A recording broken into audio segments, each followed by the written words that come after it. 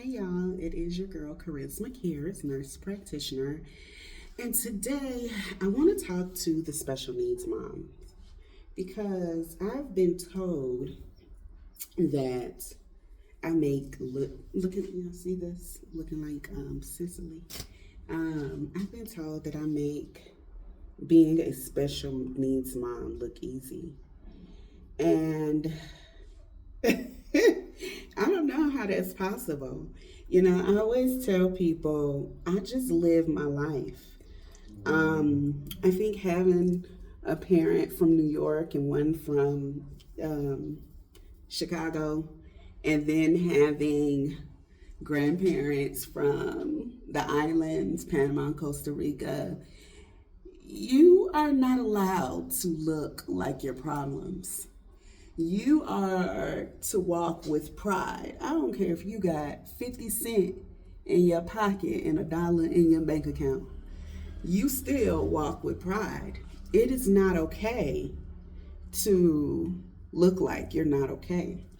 Some people will call this faking it till you make it. I mean, that could be it too. But the fact of the matter is, I have trials and tribulations just like anyone else. Having a son with a rare genetic condition, with an even more rare mutation. His mutation, he's the only person in the world with it that we know of, is very challenging. There is a lot of unknowns for me. And I've always been told that the decline starts between 12 and 16. This year, my Cam is turning 14. And normally, such a joyous moment, this is difficult for me. And it's really about the anticipatory grief. And a lot of you may not be aware of what anticipatory grief is. That is basically grief or sadness that you're preparing yourself to have. You've been conditioned to believe the worst, so you're getting yourself ready for that. I was a hospice nurse for maybe 4 or 5 years, and then I was a hospice nurse practitioner. And the thing with people going into hospice, your loved one doesn't leave you right away, but they're leaving soon. The person themselves, if they're, in their right mind, knows that they're leaving soon as well. So you have this sense of anticipatory grief. You're happy that they're here, but you're sad of what will happen. You're sad of the inevitable.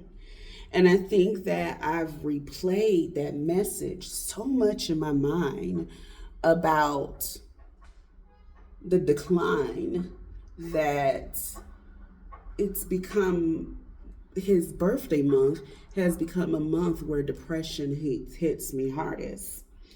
And I'm functional medicine, but I've been a nurse practitioner for a very long time. So not only do I believe in the functional medicine and the natural side of healing, I also believe in the medications. Everyone doesn't need medications, but some people do. Some people are going through a daily struggle. Some people have brain imbalances, and medications are needed. But in addition to those medications, there are other things that need to be done. And that's where functional medicine comes into play. And it's so funny because the other day, I made my own self a protocol for functional medicine to deal with everything that I'm going through, because I began to notice that I was having a good amount of grief that was showing up yet again. It showed up at 12, it showed up at 13, so showing up yet again at 14. And I realized this is something I'm going to need to deal with. So the first thing that I did, and these are some steps you can take, was I reached out to a support system. And a support system looks differently for everybody, right? Because there are things that you can go to family and friends about, but there are just some things that you need people that are dealing with a similar situation. So I went to a Facebook chat that we had previously with parents of older children, um, and adults. And what I found is that everyone's not declining at the same rate. Some are not seeing any decline until they're into their later teens, or even well into their early adulthood. And for some, that decline is minimal. So, we have to grasp on to those things. And trust me, I know it's hard. For some of you, your children are in and out the hospital. That's something that you're dealing with, and that's hard.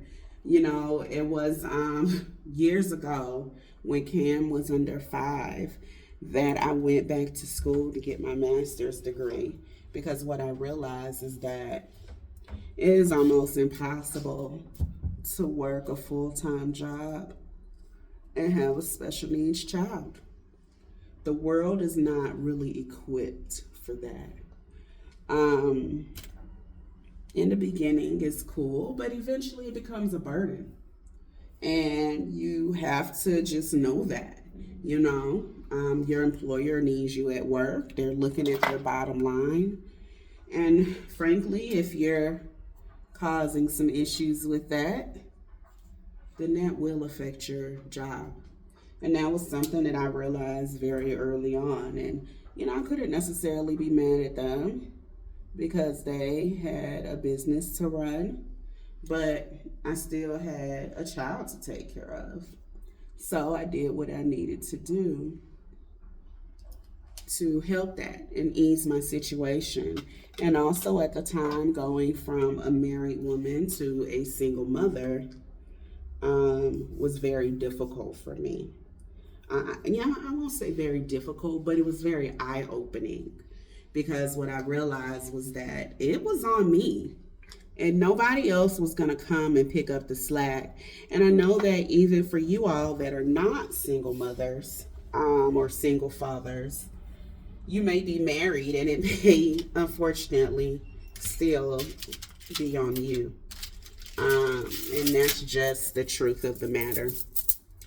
Typically, one parent is going to take more of the burden than the other parent. And that, I don't know that necessarily means they take on more heartache, but they do definitely take on more of the burden. So it's a lot.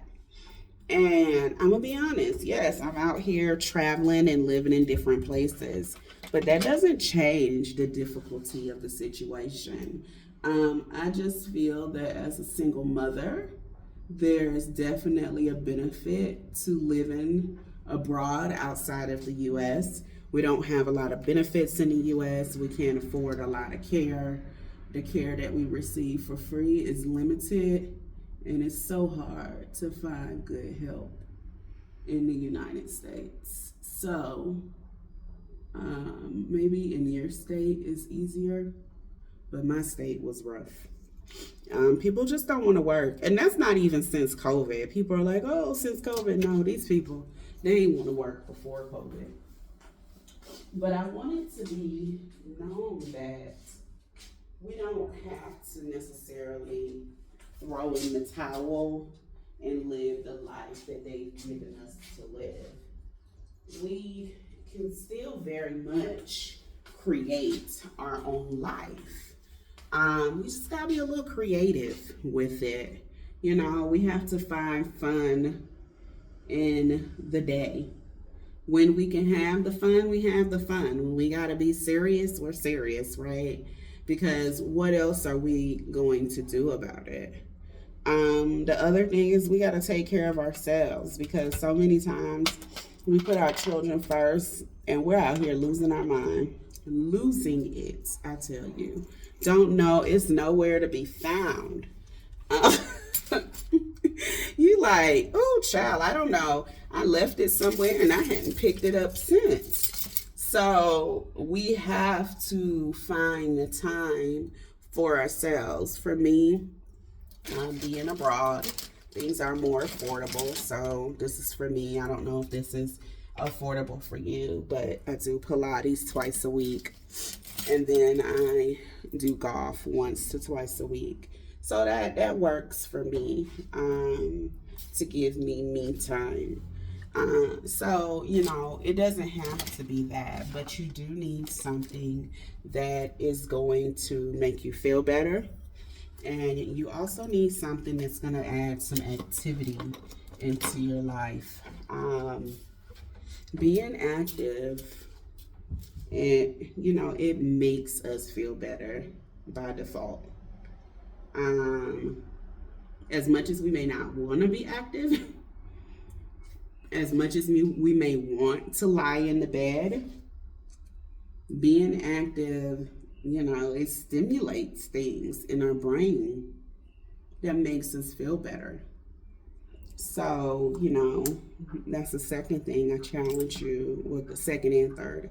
Second, I challenge you to do something for you. Third, I challenge you to add in some activity.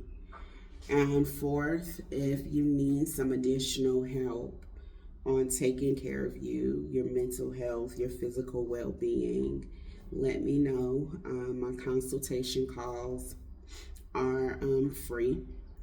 And I know the challenge that we're all going through. So I just want to be there for you the same way people are there for me. But it's holisticbreakclinic.com. But I'll throw all of that in there. Regardless, I want you to focus on those four things. Finding community. Yeah, what was the 4 days? Okay, finding community, taking care of yourself, adding in some exercise and movement. It doesn't have to be aerobics, it could be yoga. When you're in your 30s to 50s, strengthening exercises are great, Pilates, things of that nature. And last, booking a breakthrough call if that's necessary for you. But just know you don't have to suffer in silence. Life is out there. Don't keep your kids cooped up. Y'all know, I have my kid outside all the time. Nobody is going to stop us from being outside. So I'm telling you the same thing. Don't let nobody stop you from being outside in this world. Okay? So make sure you like, subscribe, share this with somebody. And I will see y'all later. Ciao.